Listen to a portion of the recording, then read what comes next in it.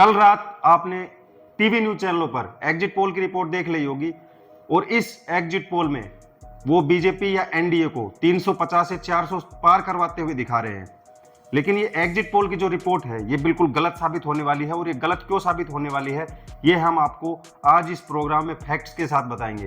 तो चलिए शुरुआत करते हैं। तो नमस्कार दोस्तों, मैं सचिन यादव चुनाव पर चर्चा इस खास प्रोग्राम में आपका स्वागत करता हूं और हमेशा की तरह चुनाव पर चर्चा करने के लिए हमारे साथ सर पुरुषोत्तम वशिष्ठ जी यहाँ पे मौजूद हैं। तो सर, जैसा आपने भी देखा कि कल टीवी चैनलों पर लगातार जो है एनडीए या बीजेपी को लेकर जो बज उनके द्वारा बनाया गया है और बीजेपी को 400 पार का आंकड़ा वो दिखा रहे हैं, तो किस प्रकार से जो है वो गलत साबित होने वाला है, आप दर्शकों को कुछ जो है इसके ऊपर अपनी राय बताएं।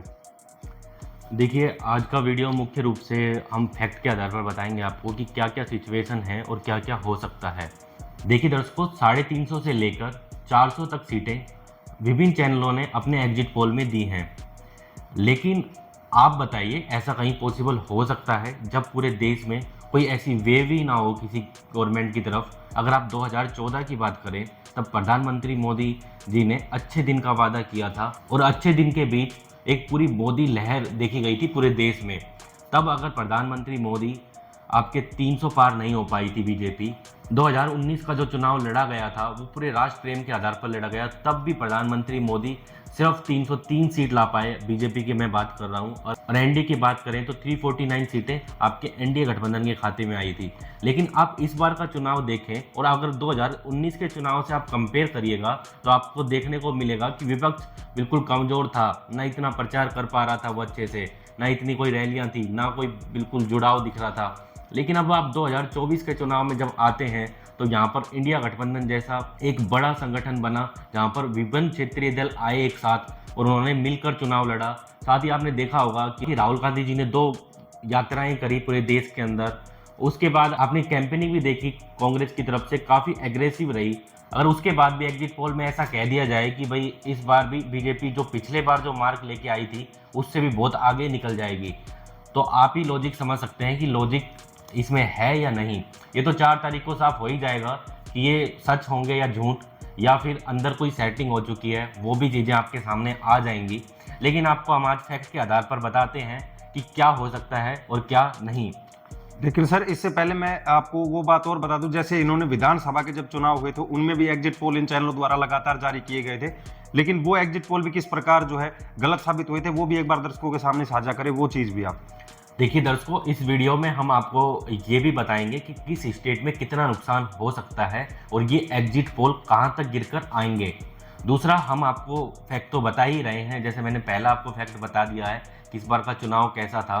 दूसरा, जैसे सचिन जी ने सवाल किया कि देखो आप विधानसभा चुनाव को उठा के देख लो, हम ज़्यादा पीछे भी नहीं चलते हैं। अभी जो हाल ही में विधानसभा हुए थे चुनाव 5 राज्यों के, वहाँ पर आपने देखा होगा जब राजस्थान के एग्जिट पोल आए तो मैक्सिमम एग्जिट पोल आपके कांग्रेस की सरकार बनते हुए दिखा रहे थे, यानी कांग्रेस को 90 से प्लस नंबर दिखा रहे थे, बीजेपी को थोड़ा पीछे दिखा रहे थे। लेकिन जब परिणाम आए राजस्थान के तो इससे बिल्कुल विपरीत आपको देखने को मिले।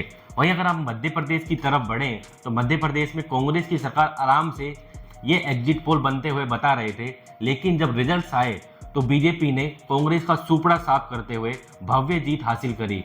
तो दूसरे स्टेट में भी ये गलत साबित हुए थे। छत्तीसगढ़ की अगर मैं बात करूं तो छत्तीसगढ़ में भी यही हाल था, वहां पर कांग्रेस की सरकार आराम से बनते हुए एग्जिट पोल बता रहे थे और ये कह रहे थे कि एग्जिट पोल इस बार कांग्रेस की सरकार वहां पर आराम से बनेगी, बीजेपी कोई भी टक्कर में वहां पर नहीं है। लेकिन जब परिणाम आए तो वहां पर भी बीजेपी भव्य जीत हासिल करते हुए पूर्ण बहुमत की सरकार बनाने में सफल रही।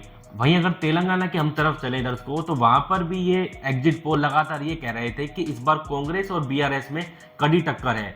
लेकिन जब चुनाव परिणाम आए तो वहां पर कांग्रेस बीआरएस का भी सुपड़ा का साफ करते हुए, बीजेपी का भी सुपड़ा साफ करते हुए आराम से पूर्ण बहुमत की सरकार बनाने में सफल रही। तो आप ही लगा लीजिए दर्शकों कि अभी हाल ही में नवंबर में ही ये चुनाव थे और तभी ये एग्जिट पोल आए थे, तभी ये गलत हो गए। तो अभी तो 4-5 महीने ही हुए हैं, तो इन एग्जिट पोल पे आप कितना विश्वास कर सकते हैं ये तो आप खुद से अंदाजा लगा लीजिए। तो दर्शकों, चैनलों के जो एग्जिट पोल है वो लगातार जो है झूठे साबित होते आए। अगर विधानसभाओं की बात कर ली जाए तो उनमें भी एग्जिट पोल सर ने आपको बता दी, तो तमाम राज्यों के अंदर चुनाव हुए थे और उनमें जो एग्जिट पोल इन चैनलों द्वारा जारी किए गए थे उनका हाल आपको बताया। इसके बाद सर, जैसे अगर बात कर ली जाए इन लोकसभा चुनाव की, जैसे चर्चा चल रही है और लगातार जो है हम दर्शकों से जुड़े भी हुए हैं, तो सबसे पहले हम उन राज्यों की यहाँ पे चर्चा करना चाहेंगे जिन राज्यों में बीजेपी 100%, पिछली बार अगर 2019 का आंकड़ा उठा के देखें तो उनमें 100% परफॉर्मेंस करती थी, लेकिन उनमें भी जो है सीटों का इस बार नुकसान होता हुआ दिखाई दिया है।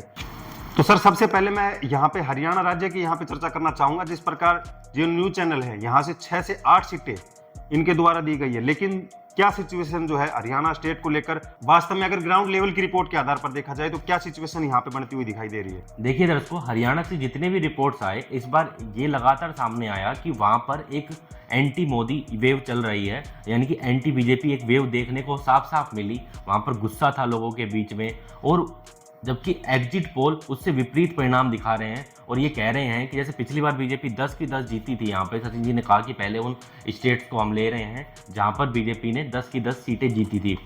इस बार ऐसा लग रहा था कि आराम से 4-5 सीटों का नुकसान तो आराम से होगा ही होगा, लेकिन जब एग्जिट पोल आए हैं तो वो बीजेपी को 6 से 8 सीटें आराम से जीतते हुए बता रहे हैं। तो आप अंदाजा लगा लीजिए कि एग्जिट पोल हरियाणा में कैसे गलत साबित होते हुए आपको दिखेंगे, और जहां पर अगर एक पूरी वेव चल रही हो उस राज्य में अगर इतनी सीटें आ जाएं तो आप अंदाज़ा लगा लीजिए कि ये एग्जिट पोल कितने सही हैं और कितने गलत हैं। हमारा अंदाज़ा है कि बीजेपी अगर पहुंचती भी है तो मैक्सिमम 5 सीटें वहां पर जीत सकती है, नहीं तो बीजेपी 3 तक भी आराम से सिमट सकती है वहां पर। ऐसी सिचुएशन इस बार हरियाणा में देखने को मिल रही है। तो सीधा सीधा आप अंदाज़ा लगा लीजिए कि जो इनके एग्जिट पोल है 5 सीटें तो यहीं पर ही कम हो चुकी हैं। अब दर्शकों, आज जो है इस वीडियो में हम एक नया वो करते हैं कि जैसे ये वीडियो अगर आप हरियाणा से देख रहे हो तो हरियाणा के दर्शक हमें जरूर कमेंट करें कि एग्जिट पोल आपके लिए सही है या गलत है जो टीवी न्यूज चैनलों पर दिखाई गई, क्योंकि हर राज्य के साथ आप कमेंट करते चले ताकि हमें भी वहां के लोगों का पता लग सके कि एग्जिट पोलों पर उनका कितना विश्वास इस बार दिख रहा है। तो दर्शकों, इसके बाद हम चलते हैं इसी से जुड़े अगले राज्य के ऊपर, पंजाब के ऊपर, और इसमें भी जो है एग्जिट पोलों के अंदर 2 से 4 सीटें पंजाब के अंदर बीजेपी की टीवी न्यूज चैनलों द्वारा दिखाई गई है। लेकिन इसके बाद जैसे हम ये चर्चा कर लेते हैं, इसके बाद आपके लिए एक और चीज जो सर आपके लिए लेके आया है, उसमें हम आपको बताएंगे कि जो टीवी न्यूज चैनल होते हैं ये किस हिसाब से अपने एग्जिट पोल तैयार करते हैं, क्या तरीका होता है इनका एग्जिट पोल तैयार करने का, वो भी आपको वीडियो के एंड में पता लगेगा। तो वीडियो में जरूर बने रहे। तो सर, जो पंजाब को लेकर क्या कंडीशन ग्राउंड लेवल के ऊपर दिखाई दे रही है वो आप दर्शकों के साथ साझा करें। देखिए दर्शकों, पंजाब में लगातार जैसे हरियाणा में किसानों का गुस्सा देखा गया, पहलवानों के साथ जो अपमान हुआ वो गुस्सा देखने को मिला चुनाव में, ऐसे ही पंजाब में जो किसानों के साथ अपमान हुआ था और चुनाव से कुछ ही दिन पहले जो आंदोलन भड़का था उससे गुस्सा साफ साफ दिखाई देखने को मिल रहा था। लेकिन एग्जिट पोल इस बार हंसने वाले लगते हैं। एग्जिट पोल में ये कह रहे हैं कि 2 से 4 सीटें बीजेपी जीत सकती है, यानी कि बीजेपी पिछले बार बीजेपी का एनडीए गठबंधन सिर्फ 2 सीटें जीता था, वो इस बार 4 सीटें जीत सकता है। अब पता नहीं एग्जिट पोल वालों को कहां से वहां पर बढ़ोतरी होती हुई दिख रही है, जहां जिस राज्य में बिल्कुल एंटी वेव चल रही हो वहां पर ये सीटें बढ़ती हुई दिखा रहे हैं। तो आप ही समझ लीजिए कि सिचुएशन क्या है। सिचुएशन ये है कि सिर्फ इनको बड़ा चढ़ाकर दिखाना है। आंकड़े ऐसे होंगे कि बीजेपी 1 सीट जीत सकती है, लेकिन उससे ज़्यादा बढ़ने की कोई समीकरण नहीं दिख रहे हैं। तो सीधा सीधा 3 सीटों का नुकसान आपको यहाँ पर भी होता हुआ इन एग्जिट पोल के आधार पर दिख रहा है। दूसरा दर्शकों देखो, अभी मैं आपको ये बताऊं कि एग्जिट पोल वाले अपने एक वीडियो में चर्चा भी करी थी, वो कि राजस्थान की वीडियो थी आज से 1 महीने पहले। तो एग्जिट पोल वाले तब घूम रहे थे पूरे राज्यों में, जगह जगह पे घूम रहे थे। देखिए, जब भी वो एग्जिट पोल करने वाले लोग जा रहे थे वोटर के बीच में, तो वो ये बताने को ही तैयार नहीं था कि उसने वोट इस बार किसको किया है। तो यानी कि वो ये इस बार साइलेंट जो वोटर है और वो साइलेंट वोटर किधर गया है, वो बहुत बड़ा इम्पैक्ट इस बार डालने वाला है। अब उन्होंने कांग्रेस को वोट किया है, कई ऐसे वोटर थे जो एग्जिट पोल वाले हमारे से डिस्कस करके गए, उन्होंने बताया, उन्होंने डाला तो सिर्फ कांग्रेस को वोट था और उन्होंने बताया आपके बीजेपी को वोट। तो ऐसी सिचुएशन इस बार है कि एग्जिट पोल पर आप विश्वास नहीं कर सकते कि ये एग्जैक्ट होंगे। एग्जिट पोल इस बार एग्जैक्ट नहीं होंगे। मुझे ऐसा पूरा लगता है कि इस बार जो बीजेपी की इन्होंने जितनी सीटें दिखाई हैं उससे बेहद ही कम सीटें आती हुई आपको दिखेंगी 4 तारीख को। अब तो सिर्फ 2 दिन का समय बचा है, वो भी आपके सामने आ जाएगा कि क्या होने जा रहा है। तो दर्शकों, जो पंजाब से हमारे दर्शक हैं वो नीचे कमेंट करके जरूर बताएं कि जो टीवी न्यूज चैनलों द्वारा जो एग्जिट पोल की रिपोर्ट आई है वो आपको कितनी सही लग रही है। नीचे कमेंट खुला है, आप उसमें फटाफट कमेंट करें। इसके बाद बढ़ते हैं इससे अगले राज्य पे, जो कि है महाराष्ट्र। महाराष्ट्र में टीवी न्यूज चैनलों द्वारा 28 से 32 सीटें बीजेपी एनडीए गठबंधन को इन न्यूज चैनलों द्वारा बताई गई है। लेकिन सर क्या सिचुएशन, क्योंकि जिस प्रकार महाराष्ट्र में आप देख रहे हो कि 6 पार्टियां इस बार चुनाव लड़ रही हैं उस कंडीशन में बीजेपी इतनी सीट लाना क्या इसके लिए संभव है? देखिए सचिन जी, जैसे आपने महाराष्ट्र का सवाल किया, तो महाराष्ट्र में जैसे जब 5वें चरण का चुनाव संपन्न हुआ था, उसी के बाद लगातार रिपोर्ट्स आने लगी थी। पहले रिपोर्ट्स तो आ ही रही थी, लेकिन लगातार ये रिपोर्ट आने लगी कि बीजेपी को सबसे बड़ा डेंट अगर कहीं लगेगा तो वो महाराष्ट्र में लगने जा रहा है, और महाराष्ट्र में बीजेपी को सुपड़ा साफ होता हुआ दिखाई देगा, या फिर डबल डिजिट तक पहुंचने में भी काफ़ी दिक्कत आएगी। लेकिन अगर वहीं एग्जिट पोल की बात करें तो एग्जिट पोल 28 से 32 सीटें दिखा रहा है दर्शकों, और जबकि जो ग्राउंड जीरो की जितनी भी रिपोर्ट्स आ रही हैं वो ये कह रही हैं कि बीजेपी को बड़ा डेंट लगने वाला है। तो आप ही अंदाजा लगाइए कि 28 से 32 सीटें कहां पर आ सकती हैं और किधर आ सकती है। जबकि अगर इंडिया गठबंधन को बताया जा रहा है कि इस बार आपको इंडिया गठबंधन अच्छे परफॉर्म करता हुआ दिखेगा महाराष्ट्र में, लेकिन ये एग्जिट पोल कहता है कि इंडिया गठबंधन सिर्फ 16 से 20 सीटों पर सिमट जाएगा। तो आप ही अंदाजा लगा लीजिए कि कितने सही होंगे या कितने गलत। हमको ये लगता है कि बीजेपी इस बार 15 नंबर तक भी पहुंचना बहुत बड़ी दिक्कत होगी बीजेपी एनडीए गठबंधन को महाराष्ट्र में। अगर मैक्सिमम सीटें आई तो बस 20 तक है, उससे ज़्यादा बीजेपी नहीं जाने वाली है। तो करीब करीब 10 सीटों का या 12 सीटों का नुकसान आपको यहाँ पर भी देखने को मिल रहा है। वहीं दर्शकों देखो, एक बात और निकल के आई थी चुनाव के बीच में, अगर चुनाव इतना ही आसान था, अगर बीजेपी 400 पार हो रही थी, 400 पार चाह रही थी, जो इन्होंने 350 पार कर दिया, तो प्रधानमंत्री जी का आपने इतना अग्रेशन क्यों देखा? बहुत अग्रेसिव बयानबाजी आपने देखी लगातार आपने चुनाव में। अगर इतना ही आसान चुनाव था तो वो अग्रेशन आपको लगा सकते हैं अंदाजा कि अग्रेशन आपको नहीं देखने को मिलता, और बीजेपी अपने मुद्दों पे ही रहती। जैसे उन्होंने शुरुआत करी थी कि 400 पार, या फिर अन्य मुद्दे थे जो बिल्कुल वो स्टार्ट में करे थे, और बीच में ऐसी राजनीति पर वो क्यों उतरे, ये साफ साफ अंदाजा आप लगा सकते हैं कि बीच में चुनाव उनको लग रहा था कि अब चुनाव उनके हाथ से निकल रहा है। दूसरी सिचुएशन ये है कि आज ही जयराम रमेश जी ने दावा किया है कि अमित शाह जी ने डीएम की बैठक ली है अभी हाल ही में, तो वो कहना चाह रहे हैं कि अभी डीएम की बैठक लेने की क्या जरूरत थी। उन्होंने ये भी श्योर किया है एएनआई को दिए हुए इंटरव्यू में कि हमारी सरकार आ रही है और 295 से अधिक हम नंबर लेके आने वाले हैं। इस बार सारे ही ये एग्जिट पोल बिल्कुल गलत होने जा रहे हैं। उन्होंने अपने इंटरव्यू में ये भी दावा किया कि इन एग्जिट पोल पर हंसी आती है, किन्हीं राज्यों में जहां पर सिर्फ 4 सीटें आती हैं वहां पर ये बीजेपी को 6 सीटें देते हुए दिख रहे हैं। तो आप ही अंदाजा लगा लीजिए दर्शकों ये कितने सच साबित होंगे इस बार। दूसरा, उन्होंने कर्नाटका को भी मेंशन किया, और कर्नाटका को हम भी मेंशन कर देते हैं। कर्नाटका में 28 लोकसभा सीटें आती हैं। बीजेपी पिछली बार 25 जीतने में कामयाब हुई थी वहां पर। इस बार के समीकरण ये कह रहे थे कि बीजेपी को बहुत बड़ा नुकसान होने जा रहा है। जो प्रज्वल रवन्ना वाला केस सामने आया उसके बाद लगातार ये अनुमान लगाए जा रहे थे कि बीजेपी को बड़ा डेंट लगने जा रहा है कर्नाटका में। और अगर वर्तमान की वहां पर बात की जाए तो कांग्रेस गवर्नमेंट है, कांग्रेस गवर्नमेंट ने काफी ऐसे काम किए हैं जिसकी वजह से जनता में एक खुशी की लहर देखने को मिल रही है। उसके बाद अगर ये कहा जा रहा है कि बीजेपी वहां पर बहुत अच्छा करने जा रही है, इस बार तो कांग्रेस का सुपड़ा साफ हो जाएगा। अगर इनके आंकड़ों की बात करें तो कर्नाटका में एग्जिट पोल की सीटों की बात की जाए तो ये 23 से 25 सीटें दे रहा है, यानी कि पिछले वाली सीटें ये तो ऐसे की ऐसे दे रहे हैं। ये कह रहे हैं कि कोई भी यहाँ पर नुकसान नहीं हुआ बीजेपी को, जो अब केस बाहर निकल के आया वो कोई डेंट नहीं लगा है, और कांग्रेस ने जो काम किए वहां पर वो कोई गलत साबित नहीं हो रहे हैं। इस बार ये तो उतनी ही सीटें ले जाएंगे, कोई नुकसान नो प्रॉफिट वाली सिचुएशन दिखा रहे हैं। लेकिन दर्शकों मैं आपको बता देता हूँ वहां पर डेंट लगने जा रहा है। हमने हर वीडियो में आपको बोला है, हम आज भी हमारी बात पर कायम है। 4 जून को आप देखिएगा कि रिजल्ट कुछ वैसे ही होंगे जैसा हमने बताया है। ये अगर कुछ भी बोल दें ऐसे कोई चलता है। इसी के बाद सर जैसे आपने महाराष्ट्र और कर्नाटका का हाल जैसे आपने दर्शकों के साथ साझा किया, इसी से जुड़े अगर जयराम रमेश जी के जैसे उन्होंने कहा कि एग्जिट पोल को देखकर जो है हंसी छूट जाती है, तो उसी से जुड़े एक राज्य की यहाँ पे और चर्चा कर ले, और हंसी जो है हमारी भी छूट जाती है इस राज्य को लेकर। क्योंकि जैसा उन्होंने इस राज्य को, मैं बात कर रहा हूँ सर केरला की, यहाँ पे केरला में एनडीए गठबंधन को उन्होंने 2 से 3 सीटें दी, साथ जो वहाँ की जो लोकल पार्टी है यूटीएफ उसको उन्होंने 17 से 18 सीटें दी। मतलब कहने का अर्थ यह है कि कांग्रेस के जो राहुल गांधी जी वायनाड से खड़े हैं उनके एग्जिट पोल के हिसाब से तो वो भी जो है अपना चुनाव हार रहे हैं।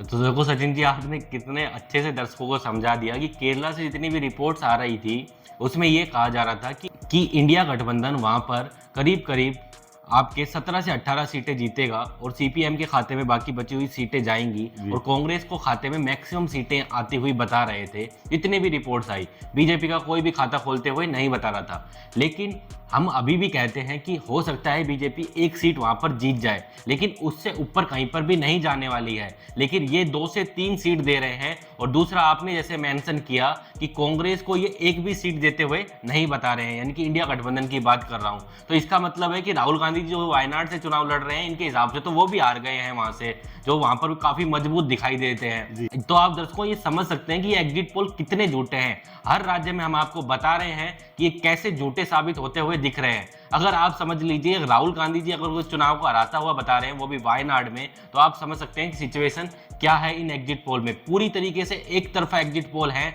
जो आपको साफ साफ देखने को मिल रहा है। सभी चैनल पे जितने भी एग्जिट पोल आए हैं सारे एक तरफा हैं। किसी में भी आपके विपक्ष को ध्यान में ही नहीं रखा गया है कि विपक्ष भी वहां पर चुनाव कहीं पर खड़ा है या जीत सकता है। इनके हिसाब से तो ऐसा लग रहा है कि चुनाव देश में होना ही नहीं चाहिए था, सीधा सीधा ये एनडीए गवर्नमेंट बना देते। और जैसे ये शुरू में अप्रैल में भी बता रहे थे कि 400 पार हो जाने वाला है, वैसा इन्होंने 400 पार तो अभी भी कर ही दिया है जी।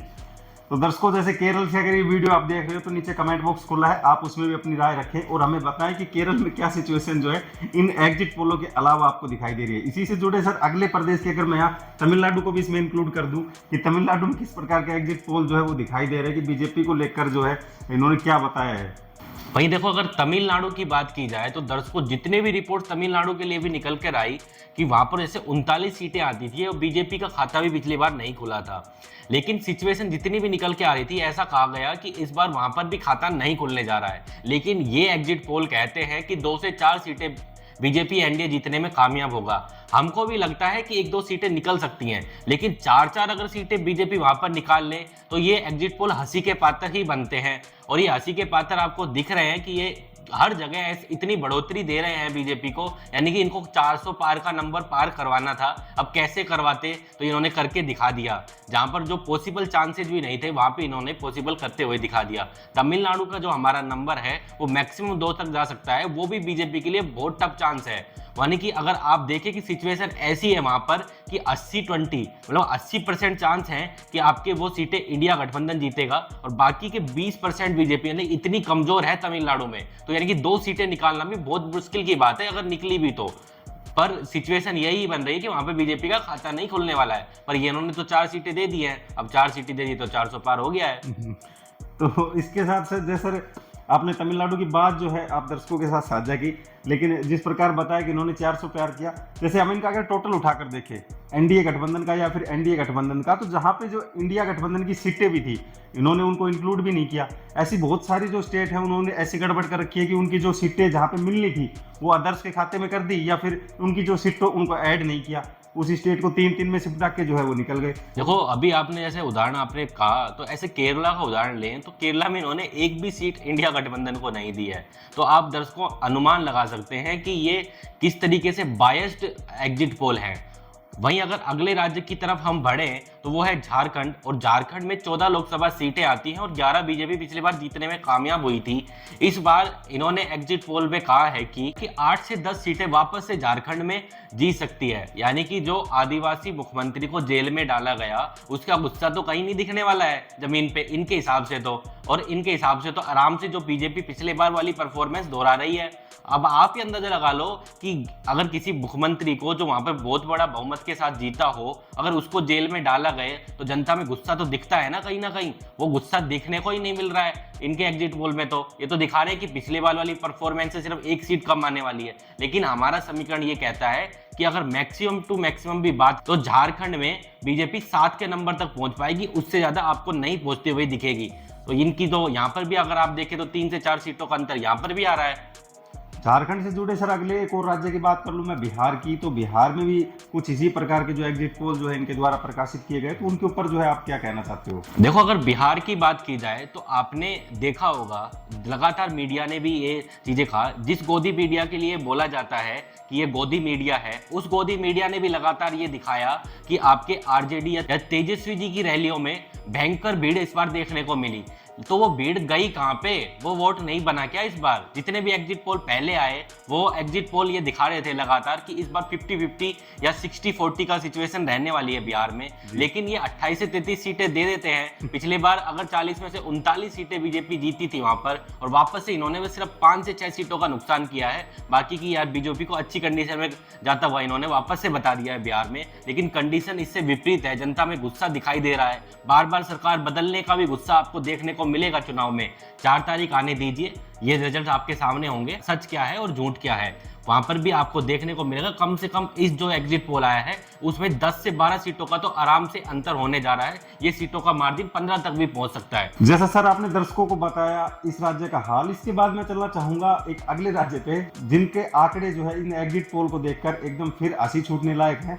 मैं यह बात कर रहा हूँ सर मणिपुर की। जैसा राहुल गांधी जी ने इन चुनाव में अपनी भारत जोड़ो न्याय यात्रा का पार्ट 2 मणिपुर स्टेट से जो है शुरू किया था, और जिस प्रकार तमाम आंकड़े भी ये कह रहे थे कि मणिपुर में इस बार बीजेपी बिल्कुल जीरो पे सिमटने वाली है, लेकिन मणिपुर का लेकर तो इनका एग्जिट पोल जो है वो बिल्कुल ही गलत दिखाई दे रहा है। यानी कि उनकी सीटें तो दिखा दी उन्होंने, लेकिन ये नहीं बताया कि किसके खाते में जाएंगी। ये जो गलती है उनके द्वारा, ये भी यहाँ पे साफ निकल के जो सामने आई है। देखो मणिपुर के आंकड़ों को देखते हैं तो भी हंसी छूट जाती है। वहां पर 2 सीटें आती हैं और 2 सीटों में से सिर्फ ये बताते हैं कि सिर्फ 1 सीट अदर के खाते में जाएगी। 1 सीट कहाँ जा रही है इनको खुद को भी नहीं पता चल रहा है कहाँ गई है वो सीट। तो आप अंदाजा लगा लीजिए दर्शकों कि इन्होंने पता नहीं किस मूड में एक बार एग्जिट पोल बनाए हैं, कैसे एग्जिट पोल बनाए हैं। इस बार समीकरण साफ साफ आ रहे हैं कि मणिपुर में बीजेपी की तरफ काफी गुस्सा देखने को मिला है, और वो साफ साफ गुस्सा देखने को आपको मिलेगा इस बार जब रिजल्ट्स आएंगे। और ये 2 की 2 सीटें हैं ना इंडिया गठबंधन के खाते में जा रही हैं, लेकिन इन्होंने इंडिया गठबंधन को जहां पर कुछ फायदा होता भी दिखता था, आराम से होता हुआ दिख रहा है, वहां पर भी इन्होंने 0 दिखा दिया है वहां पे आराम से। तो ये सीटें 2 आपके इंडिया गठबंधन के खाते में जाएंगी। जो इनका नंबर में या काउंटिंग में गलती हुई है, अब पता नहीं इन्होंने कैसे बनाए हैं, वो तो यही जाने। पर मुझे ऐसा लगता है कि मणिपुर के आंकड़े इनके बिल्कुल गलत होंगे। और वैसे भी आप देख रहे हैं 2 सीटें, 1 सीट दे रखी है, भाई 1 कहाँ गई? बताइए तो सही, 1 सीट कहाँ है? तो दर्शकों जैसा सर ने आपको बताया, ये 2 सीट आप उनके एग्जिट पोल के हिसाब से जो उन्होंने प्रकाशित किया उनमें भी 2 सीट आप ये मणिपुर वाली ऐड कर दीजिए। इसके बाद सर अगले प्रदेश के ऊपर बात करें और दिल्ली को यहाँ पे उठाए कि इनके एग्जिट पोल में 7% जो है बीजेपी को यहाँ पे भी सीटें इन्होंने दे दी दिल्ली को लेकर। अरविंद केजरीवाल जी का जैसे एक बड़ा मुद्दा देश में सामने आया, इनका कोई इम्पैक्ट जो है इनको दिल्ली में लग ही नहीं रहा। तो ये किस प्रकार का जो है इनके द्वारा एग्जिट पोल निकाला गया है? देखो दिल्ली में इन्होंने क्या कहा कि जैसे दिल्ली में बीजेपी 2014 हो 2019 हो 7 की 7 सीटें जीतती आ रही है, पर हम इस बार मान रहे थे कि बीजेपी को आराम से 1-2 सीटों का या 3 सीटों का नुकसान तो हो रहा है। काफी टफ फाइट दे रहे हैं, 3 से 4 प्रत्याशी ऐसे हैं जो आराम से बहुत आगे दिखाई दे रहे हैं दिल्ली में, लेकिन हम फिर भी मिनिमम मान के चल रहे हैं कि 3 सीटें तक भी आपके इंडिया गठबंधन वहां पर जीत सकता है। पर फिर भी अगर ये एग्जिट पोल आते हैं तो ये कह देते हैं कि 6 से 7, यानी कि वापस से बीजेपी वैसा ही परफॉर्मेंस दोहरा देगी दिल्ली में। और जो केजरीवाल जी को जेल में डाला गया, जो जनता में गुस्सा दिखाई दे रहा था सड़कों पे, या फिर जो आप लगातार आपने स्पीच, हमारी टीम भी गई वहां पे भी उन्होंने देखा, तो वो कहीं पे भी नहीं दिखाई देखने को मिलेगा। आराम से मोदी जी जितना जीत के आए थे उतना जीत जाएंगे इस बार भी। मतलब ऐसा लग रहा है कि पूरा प्रोपगेंडा चल रहा है एक तरीके से, और पूरी तरीके से आपका ये प्रोपगेंडा टूटता हुआ दिखेगा 4 तारीख को जब रिजल्ट सामने आएंगे। और देखना आप दिल्ली में भी आंकड़े कम से कम 3 सीटों के तो नुकसान होता हुआ आपको दिखेगा वहां पर। तो दर्शकों ये थे कुछ ऐसे एग्जिट पोल जिन राज्यों को लेकर इनके बिल्कुल एग्जिट पोल जो है ये कहीं की हंसी के पात्र हैं या बिल्कुल जो है गलत साबित होते हुए इस बार दिखाई देंगे। इसके बाद जैसा हमने आपको बताया था कि हम इसके लास्ट में ये भी बताएंगे कि किस प्रकार से एग्जिट पोल की तकनीक जो है वो अपनाते हैं। तो सर इसके ऊपर जो आपने बताया था कि किस प्रकार की तकनीक इनके द्वारा अपनाई जाती है एग्जिट पोल को लेकर, वो आप दर्शकों के साथ साझा करें। देखिए दर्शकों, एग्जिट पोल एग्जैक्ट इसलिए नहीं हो सकते हैं क्योंकि देखिए ये क्या करते हैं, जितने भी टीवी चैनल वाले एग्जिट पोल बनवाते हैं उनका क्या होता है, जैसे मान लो कोई भी एक लोकसभा है, उसमें ये क्या करते हैं कि जैसे अलग अलग मतदान केंद्र होते हैं, अलग अलग कितने ही मतदान केंद्र बनते हैं गाँव में, शहरों में, जगह जगह। तो ये कुछ मतदान केंद्रों पे अपने लोगों को बैठा देते हैं और जितना भी वोटर निकलता है बाहर, उससे ये सवाल पूछे जाते हैं कि आपने वोट किसको किया है। अब ये वोटर के ऊपर है कि वो सच बताएगा या गलत बताएगा। और इन्होंने ये भी नहीं कर रखा ना कि सारी लोकसभा सीट पर जितनी भी जगह वोटिंग हो रही है हर जगह इन्होंने अपने पर्सन को या अपने बंदों को बैठा रखा हो। अगर हर बंदों को बैठा रखा है तब तो इनके पास आंकड़ा हो सकता है कि बिल्कुल लगभग आ जाए, लेकिन इनके जो पर्सन बैठे होते हैं वो सिर्फ 1-2 सीटों पे, मान लो कोई जिला है और उस जिले में सिर्फ ये अगर उस जिले की जो सिटी है वहां पर बैठ जाएंगे और वहां पर अगर ये सवाल एक दो पूछ लेंगे लोगों से, तो उस जिले के आधार पर अगर ये पूरे उसके जितने भी टाउन आते हैं, गांव आते हैं, उसका हाल ही कैसे बता सकते हैं दर्शकों। तो ये एग्जिट पोल इस तरह आधार पर तैयार किए जाते हैं, सिर्फ एक या दो जगह बैठकर, और आपको बता दिया जाता है कि ये पूरी लोकसभा का ये हाल है। ऐसा नहीं होता है, पूरी लोकसभा में हर कोने में अलग वोटिंग होती है कि कोई इलाका पूरा ही विपक्ष का हो जाता है, कोई इलाका पूरा पक्ष का हो जाता है। अगर मान लो ये पक्ष वाले इलाके में चले गए तो इनको तो जो राय मिलेगी सिर्फ पक्ष की तरफ से मिलेगी ना, विपक्ष की तरफ से तो कोई राय देने वाला होगा ही नहीं। और दूसरी बात यह है कि इस बार वोटर ने बताया ही नहीं है कि वो उसने वोट किसको किया है, और इनको तो वो क्यों ही बताएगा। हम जब मीडिया का माइक लेके जा रहे थे तब भी वोटर अगर बताने से इस बार चूक रहा था, वो कह रहा था कि मेरा वोट है, मैं ये नहीं बताऊंगा, पर उसने अपने मुद्दे जरूर बताए। तो इस बार इनको कौन ही बताएगा। तो इस बार मुझे ऐसा लगता है कि एग्जिट पोल इस आधार पर भी साफ साफ गलत होते हुए आपको दिखेंगे। दूसरा, मैं आपको एक चीज और लास्ट में वीडियो के मेंशन कर दूं दर्शकों कि हमने एक वीडियो पहले ही बनाया था और हम आपको अभी बता रहे हैं। पिछली बार बीजेपी 303 का नंबर लेके आई थी, बीजेपी की कुल सीटों की मैं बात कर रहा हूं। अगर बीजेपी के एनडीए गठबंधन के नंबर की बात की जाए तो 249 था। अगर स्टेट वाइज, जैसे हमने इस एग्जिट पोल के बारे में भी हमने आपको कुछ स्टेटों के बारे में बताया कि कहां पर क्या हो सकता है। हमने एक वीडियो बनाया हुआ है पहले, उसमें हमने बताया कि कहां पर कितना नुकसान हो सकता है। हमें ऐसा लगता है कि आराम से बीजेपी को 100 सीटों का नुकसान तो इस बार होने जा रहा है पिछले वाले नंबर से। अगर 249 में से भी माइनस कर दें तो एनडीए गठबंधन 250 तक पहुंचता हुआ दिख रहा है। अगर 303 में बीजेपी के नंबर में से माइनस कर दिया जाए 100, तो वो बीजेपी 202 नंबर तक पहुंच रही है। यानी कि बीजेपी इधर किधर भी इस बार आपको रुकते हुए दिखाई देगी और एनडीए गठबंधन वहां पर, जैसे एग्जिट पोल हमने किए थे, हमने भी यही बताया था कि बीजेपी आपके 228 से लेकर 266 के बीच में कहीं आपको रुकते हुए दिखाई देगी। एक एजेंसी और है आपके देश में जो अपने एक ट्विटर अकाउंट चलाती है और वहां पर एक पोल देती है। उनके एग्जिट पोल, उन्होंने पहली बार एग्जिट पोल किए थे कर्नाटका को लेकर, उनके एग्जिट पोल बिल्कुल करेक्ट साबित हुए थे और इस बार भी उन्होंने एग्जिट पोल दिए हैं और उन्होंने भी यह नंबर दिया है कि इस बार बीजेपी या एनडीए गठबंधन 230 से लेकर 270 नंबर के बीच में रुकने जा रहा है। यानी कि वो एग्जिट पोल भी हमारे एग्जिट पोल से मिलता हुआ दिख रहा है। तो इस बार नंबर कुछ यही होने जा रहा है, 10-20 का मार्जिन हो सकता है। लेकिन ये एग्जिट पोल जो 400 पार वाले आ गए हैं उस पर तो मेरे को हंसी आती है, दुख भी होता है कि इतने बड़े न्यूज चैनल्स ऐसे आंकड़े आपके सामने पेश कर रहे हैं और उनको यही नहीं पता चल रहा है कि अगर किसी राज्य में 2 सीट हैं वो सिर्फ एक ही सीट पे बता रहे हैं, एक सीट उनको पता ही नहीं चलती कहाँ चली गई। कई राज्य ऐसे भी हैं इनमें दर्शकों कि जहां पर सीटें सिर्फ 4 आती हैं और इन्होंने बता दी कि 6 सीटें बीजेपी जीत गई है। तो अब तो 400 पार हो ही जाएगा जी। तो दर्शकों, अब अंत में एक सवाल का समय है और सवाल कुछ इस प्रकार का है कि ये जो न्यूज चैनल वाले हैं ये कितने आपके एग्जिट पोल का अनुमान लेने आपके पास आए। हमारे जो दर्शक हैं वो भली बात ये बता सकते हैं कि कौन कौन उनका एग्जिट पोल के ऊपर राय जो है उनसे ली गई है। नीचे कमेंट बॉक्स खोला है, आप उसमें अपनी राय जो है रखो। दूसरी, ये जो न्यूज चैनल आपको दिखा रहे हैं कि इस प्रकार के एग्जिट पोल इस बार देश में दिखाई दे सकते हैं, उनसे आप कितने सहमत हो, हाँ या ना में नीचे आप कमेंट बॉक्स में जवाब दे सकते हैं। और अंत में दर्शकों, जो हमारा एग्जिट पोल है वो आपको सही लगता है या गोदी मीडिया द्वारा प्रकाशित किया एग्जिट पोल आपको सटीक लगता है, नीचे कमेंट बॉक्स है, उसके लिए भी आपकी राय भी आप हम तक पहुंचा सकते हो। फिलहाल इस वीडियो में इतना ही, मिलते हैं चुनाव से जुड़ी और रोमांचक जानकारियों के साथ। आज के इस प्रोग्राम में आपका होस्ट था मैं सचिन यादव, हमारे साथ थे सर पुरुषोत्तम बशीर जी। फिलहाल लेते हैं हम आपसे विदा, मुलाकात होगी ऐसी चुनाव से जुड़ी और रोमांचक जानकारियों के साथ। तब तक के लिए धन्यवाद। जय हिंद, जय भारत।